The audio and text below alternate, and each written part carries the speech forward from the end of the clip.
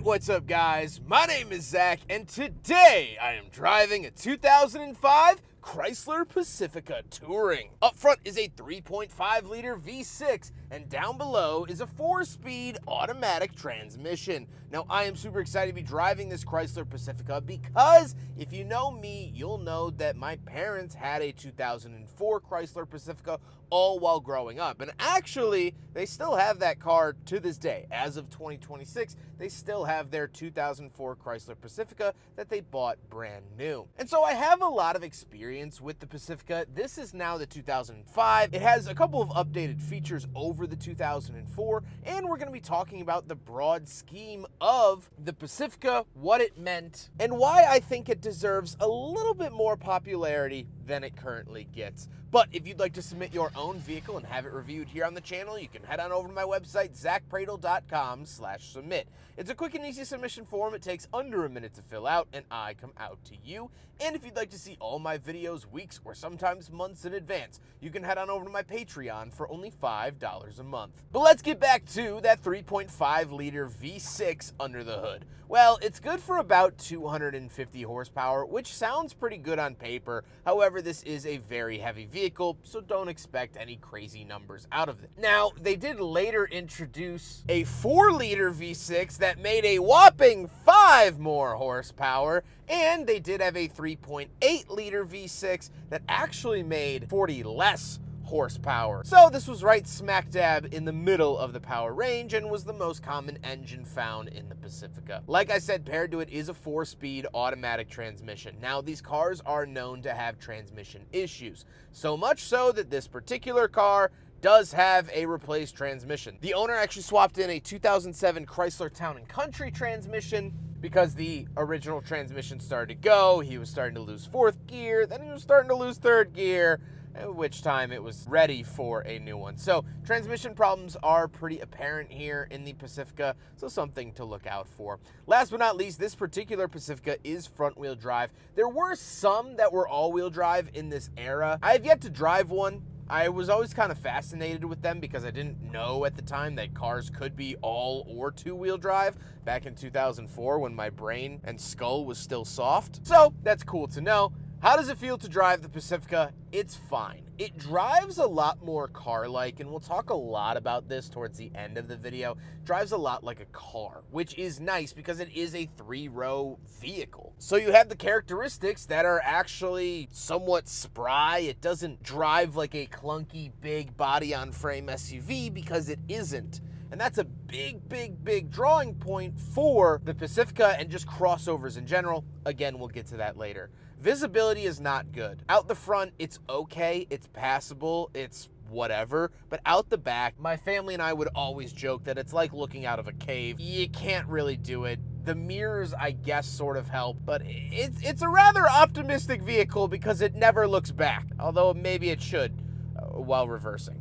The ride quality's fine. Now, this has had the suspension completely redone. New shocks, springs, even like control arms, tie rods, everything has been pretty much redone on this car to keep it on the road. And so it rides nice as a result of that.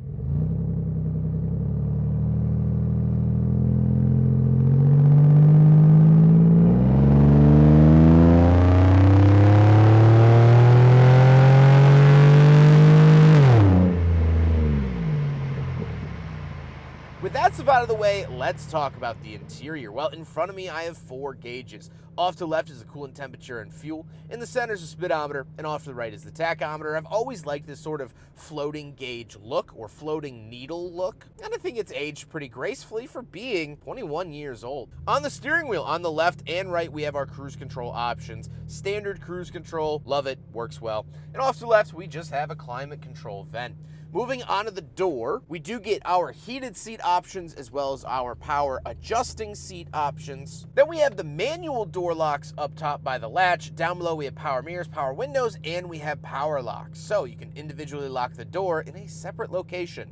Kind of interesting. Moving into the center, we get our lovely Chrysler analog clock. I love the era that they did this. I think it's so special. This to me was like so cool as a kid to have an actual clock in the car. And you have some buttons to the left for US and metric, menu setup, things like that. Then we have 2 climate control vents and a giant stack of buttons and things. So the top quadrant, that's our climate controls. We do have dual zone climate as well as rear climate, so really 3 climate zones that you can control. It's pretty busy. There's a lot to look at, and it takes a while to get used to operating this system. Then down below that, we have our cassette player and CD player, our bass and treble adjustments, favorites, radio, all of that. Then the third section down at the bottom is for the DVD player. We do have video inputs as well. I remember hooking up a PlayStation 2 to play the new Transformers video game in 2007 in the back of my parents' Pacifica, and that was all done through right here. We get 2 12-volt outlets. One works off the battery, one only works when the vehicle is on. Love that feature. Then we do have an ashtray and the shifter in the center. Now this is the proper shifter for 2005. However, it's actually a changed design from 2004. So my parents have an 04, it looks like this. This is an 05, and it looks like a more traditional shifter that you would have seen in the Charger, Challenger, Chrysler 300, vehicles of that era. They all got the same design. We will do a big friggin' bottle test here in the Chrysler Pacifica, and it has this sort of extra outside lip that is accepting the big frickin' bottle. It doesn't sit all the way down at the bottom. I will grant it a pass for the big friggin' bottle test. Then we have our center console with CD holders. I remember my mom distinctly having, I forget who does the song, but it's, Big Paradise, put up a parking lot. That's all she listened to when I was growing up. That in the Light FM. So very nostalgic seeing some CD cases in here.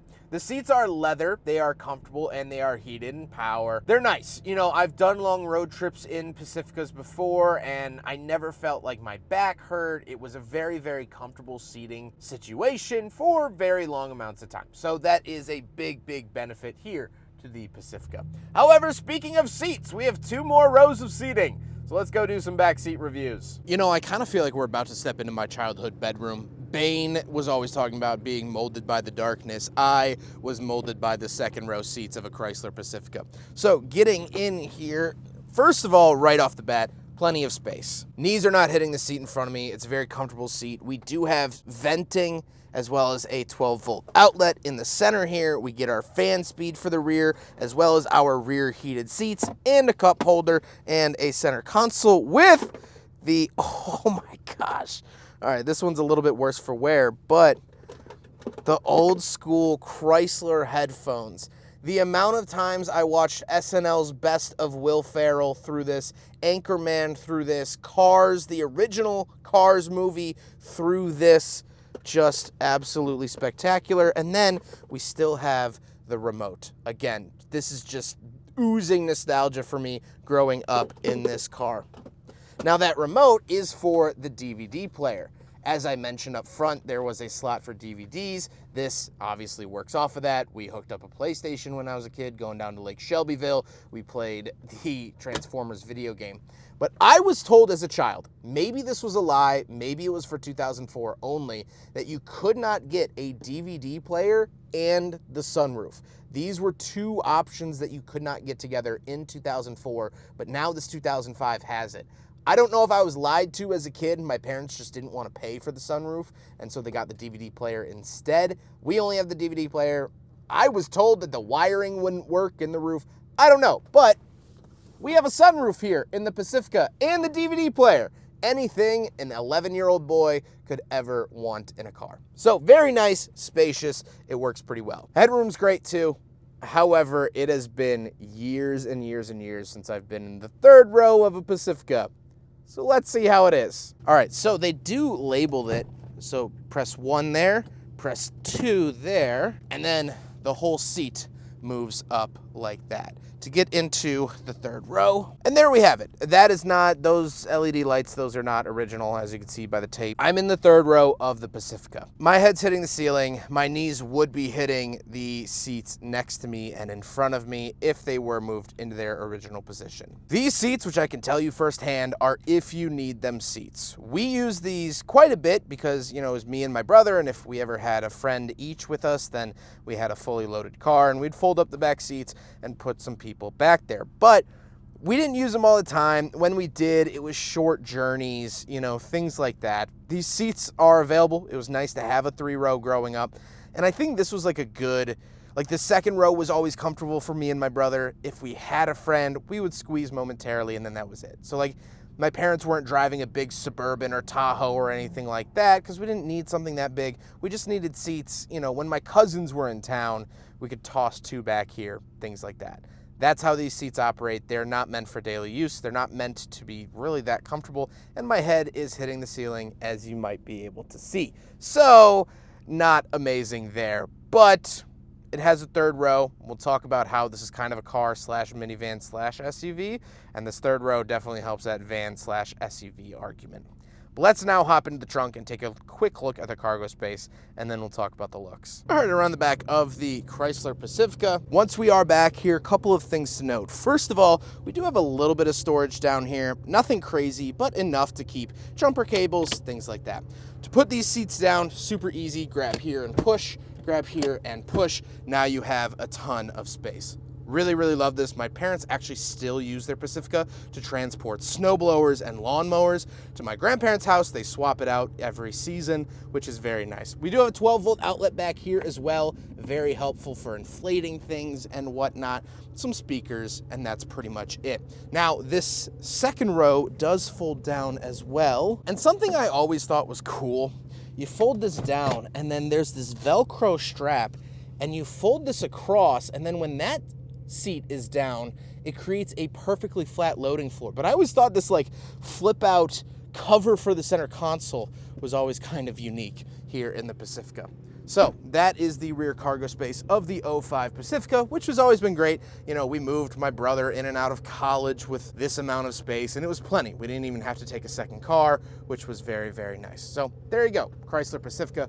Grab up here, pull down, and there you go. Now we gotta talk about the looks. And I've never really been a big fan of the way that the Pacifica looks. I think it does look kind of awkward, and it's not really sure what design philosophy it wants to follow. Now the owner has blacked out the grille, he blacked out the taillights, as well as added an exhaust that you heard at the beginning of the video. So there have been some slight modifications done to the appearance of this vehicle, but overall I just don't think the Pacifica was very pretty. I don't think the Crossfire was very pretty either. So these Daimler Chrysler collaboration cars never really won any beauty pageants, but at least they were cool and unique. So let's get on to my final thoughts. What do I think driving yet another, but a now newer, 1 year newer, Chrysler Pacifica? Well, of course, this experience has been very nostalgic for me, so I think a lot of this has to do with rose-colored glasses. This was one of the first cars I ever drove. I remember anytime I had more than 2 friends to take around, I would ask my mom, "Mom, please, can I take your Pacifica?" I remember loading up a bunch of friends and driving to Krispy Kreme Donuts because the only one close to us was about 45 minutes away. We packed 7 people into a Pacifica and made our voyage to get some circular pastries. So take this with a grain of salt that I do have warm nostalgia with this car. But this is a rather important vehicle because I believe that this is really truly one of the first, if not the first, modern crossover. In the 1990s, SUVs became immensely popular. We saw big nameplates like the Explorer start and the Navigator. The Tahoe and Suburban started to gain popularity in the 90s. And so the SUV market was established really in the late 80s, early 90s. But more or less, these were all truck-based SUVs, meaning they had a frame under them, they drove like trucks, felt like trucks, albeit better than their truck counterparts, but still very trucky. Into the 2000s, we really started to blend things. And when Chrysler rolled this vehicle out, they wanted the practicality of a minivan, the presence of an SUV, and the driving feel of a sedan. This is a truly amalgamated vehicle, trying to mix and blend and twist and create something truly unique. The actual crossover, a cross between many different vehicles. And so now we get tons of cars that are unibody, kind of SUV-like, kind of car-like, kind of minivan-like. And I think we have the Pacifica, maybe not to thank for that, but this was definitely one of the forefathers of it. This was one of the forerunners of that. And honestly, finding out that the owner paid $1,300 for this thing, you get a lot of nice features, and it's a pretty nice experience for that price tag. Now, as he said, he has had to fix a lot of things. Editor, roll the tape.